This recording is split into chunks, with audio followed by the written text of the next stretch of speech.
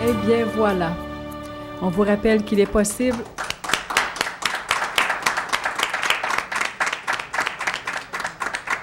qu'il est possible de se procurer la vidéo auprès de Telaide Outaouais. Nous avons maintenant tous une meilleure connaissance du service d'écoute de Telaide Outaouais et de son importance pour tenter de soulager la détresse que vivent tant de personnes autour de nous. Donc, c'est ce qui conclut la conférence de presse aujourd'hui. Est-ce que vous auriez des questions? Oui. J'aimerais savoir si vous qui en faites depuis longtemps, vous voyez une différence. Est-ce qu'il y a plus de détresse maintenant qu'il y en avait il y a 5, 10 ou 15 ans? Comment vous évaluez la situation là, de la détresse chez les gens? Je pense que peu importe l'époque ou le temps, les gens qui souffrent. La façon de l'exprimer a peut-être changé un peu, mais c'est toujours la même souffrance qui est en arrière de ce que les gens nous disent ou nous demandent. Je pense que ce que nous regardons à Telaide, c'est en arrière des mots, la souffrance que les personnes nous disent, et les aider à regarder cette souffrance-là pour découvrir comment on peut passer à travers les moments difficiles de la vie. Mais est-ce que vous sentez que c'est pire, qu'il y en a plus qu'avant? Plus ou moins, comme Laurette a mentionné, c'est plus ou moins important pour nous. Je dois vous dire aussi qu'il y a, de nos jours, beaucoup plus de lignes spécialisées qui existent. Auparavant, la ligne de Telaide Outaouais était une des seules qui existait dans la région, donc on avait beaucoup plus d'appels. Les lignes spécialisées d'aujourd'hui ont une clientèle. Nous, on a la nôtre et on demeure généraliste aussi. Donc. Est-ce que votre nombre d'appels a diminué au fil des ans? Je crois que oui. Oui. Parce que là, comme je vous ai dit tantôt, il y a énormément de lignes spécialisées de nos jours, que ce soit pour différentes classes de la population. Donc, les appels qu'on recevait auparavant de partout, maintenant, sont divisés entre les différents centres d'écoute qui existent. Est-ce que vous êtes déjà arrivé, j'imagine qu'il y a des gens qui appellent parce qu'ils veulent se suicider, est-ce que c'est arrivé que ces personnes-là se suicident pendant que vous... Alors que vous étiez à l'écoute, là? Quand les gens appellent qui sont suicidaires, on dit l'appel à Telaide, c'est un appel au secours. Mm-hmm. On fait tout ce qu'on peut pour apporter de l'aide à la personne. En général, je pense qu'on arrive à temps pour aider la personne que ça n'arrive pas. Si plus tard, la personne se suicide, souvent on ne le sait pas. C'est comme nos appels sont anonymes et confidentiels, on ne connaît pas le nom de la personne, à moins qu'elle nous le dise. Et une personne qui est suicidaire, on lui demande son nom. On ne peut pas la retracer, cette personne-là. Non. Bien, on essaie d'avoir son nom, son adresse pour envoyer de l'aide. Parce qu'à ce moment-là, si la personne est suicidaire, qu'elle nous appelle, pour nous, c'est un signe qu'elle veut de l'aide. Donc, il faut y en envoyer, mais habituellement, on demande à la personne de donner son nom, son adresse, puis on envoie de l'aide.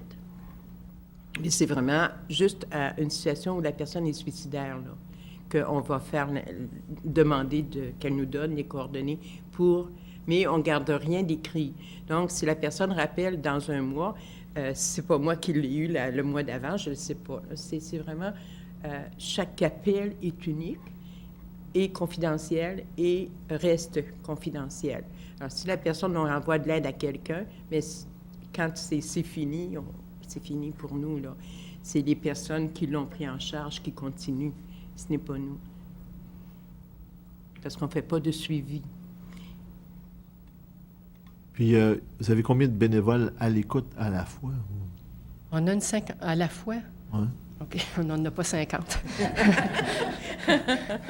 En fait, c'est 1 à 2 bénévoles à la fois. On a une période en soirée qu'on tente de faire l'écoute en double.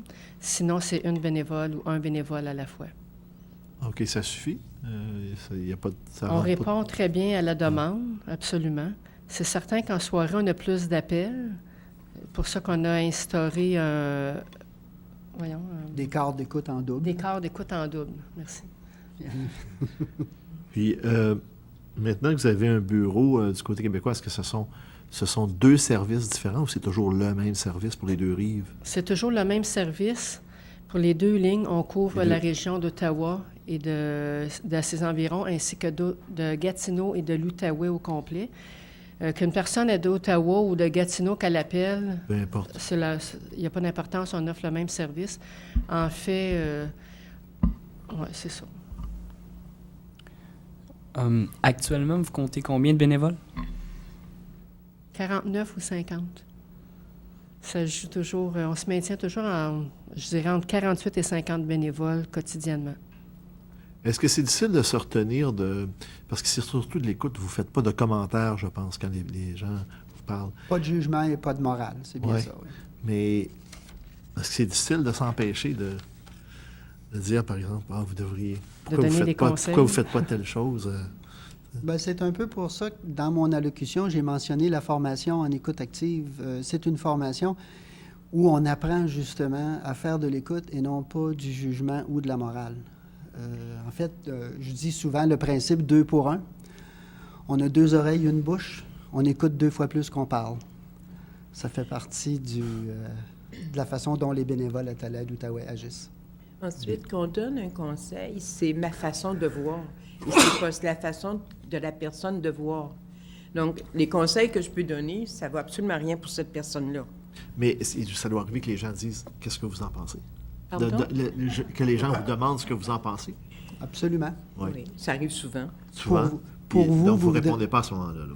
Ben, pour vous, qu'est-ce que vous voudriez qu'il se passe? Toujours le miroir, finalement. Et voilà.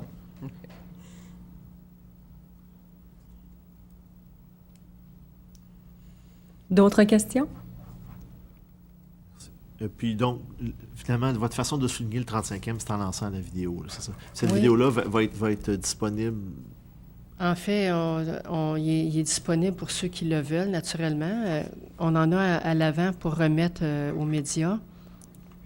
La façon de souligner, c'est justement de reconnaître que ça fait 35 ans que Tala est là. On a créé cette vidéo-là pour expliquer et sensibiliser la population à ce que vivent les gens. Est-ce qu'elle va être diffusée quelque part, la vidéo? J'aimerais bien ça. Si quelqu'un peut la diffuser pour 26 minutes, naturellement, on serait heureux de ça. Il n'y a pas d'entente avec un diffuseur? Non, il n'y a pas d'entente pour le moment. J'imagine que Avez-vous des sur votre suggestions? site Internet, on peut la visionner. j'imagine. Présentement, il est en construction, malheureusement. OK. C'est notre prochaine étape et on va la mettre dessus. Si je peux me permettre, est-ce que vous auriez des suggestions? Où on pourrait la diffuser? Au travers de qui? Comment? Canal Vox? Ben, Canal Vox, oui. évidemment, Canal ça serait Vox, une station de télé, là, bien sûr. Fait que... Je suis pas C'est dans- sûr je suis pas dans la que pour télé. nous, Merci. c'est ça. C'est certain que vous avez vu une partie ce matin, mais de voir l'ensemble de la vidéo et tous les volets que ça couvre, c'est quelque chose. Fait qu'on va faire tout ce qu'on peut pour la faire bénéficier aux gens de la population. Je pense que notre force nous réside dans l'écoute. Donc, s'il y a des organismes qui nous entendent aujourd'hui puis qui veulent nous prêter un coup de main, ça nous fera plaisir de les écouter.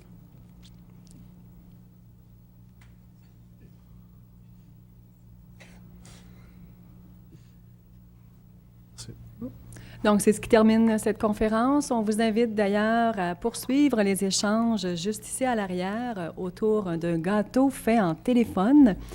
Et puis, on vous remercie énormément d'avoir participé à cette conférence de presse qui soulignait les 35 ans d'existence de Tala d'Outaouais. Merci à vous tous.